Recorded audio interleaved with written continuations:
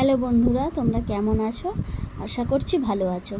আমিও খুব যে একটা বেশি ভালো আছি তা না। প্রচণ্ড ব্যথা যন্ত্রণা নিয়েও নিজেকে সব ঘরের কাজকর্ম কিন্তু করতে হচ্ছে, যেহেতু আমার সংসারে করে দেওয়ার মতো আর কেউ নেই। সেই কারণে আমার নিজেকেই করতে হয়, আস্তে আস্তে করে হলো। তো দেখো, আজকে আমি একটি ছোট্ট ভিডিও তোমাদের সাথে শেয়ার করছি। প্লিজ কেউ স্কিপ না করে পুরো ভিডিওটা দেখতে থাকো আর সঙ্গে থাকো। তো আজকের রেসিপিটা আমি করছি পটল আলু চিংড়ি মাছ দিয়ে একটা তরকারি। তো ঘরে ফ্রিজে সামান্য একটু দই ছিল, ভাবলাম দইটা তাহলে দিয়েই দিই।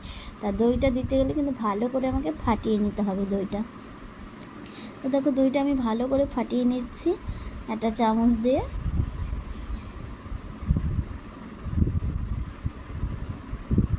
আর দইটা না যত ভালো করে ফাটিয়ে নেবে, তরকারিটা কিন্তু খেতে ততই সুন্দর হবে, একদম মানে টেস্টি।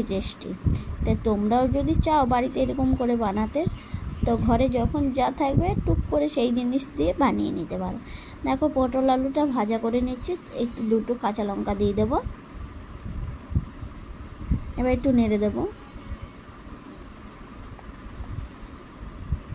তো আমি টমেটো কেটে রেখেছি, টমেটোগুলো এখন দিয়ে দেবো।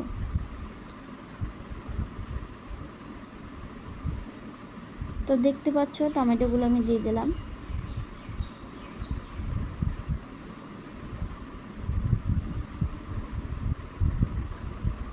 তো দেখো, আমার তরকারিটা কিন্তু কমপ্লিট হয়ে গেছে। তো বন্ধুরা, ভিডিওটি যদি ভালো লাগে একটি লাইক করো, কমেন্ট করো, শেয়ার করো। যারা যারা এখনও আমার চ্যানেলটিকে সাবস্ক্রাইব করোনি, please subscribe to my channel. পাশে থাকা বেল আইকনটিকে ক্লিক করতে ভুলো না। তো বন্ধুরা, আজ আমি 2 বছর ধরে ভিডিও করে যাচ্ছি। হ্যাঁ জানি, আমি কন্টিনিউ ভিডিও দিতে পারি না। কন্টিনিউ ভিডিও দিলে হয়তো আমার চ্যানেলটা আরও তাড়াতাড়ি গ্রো হয়ে যেত।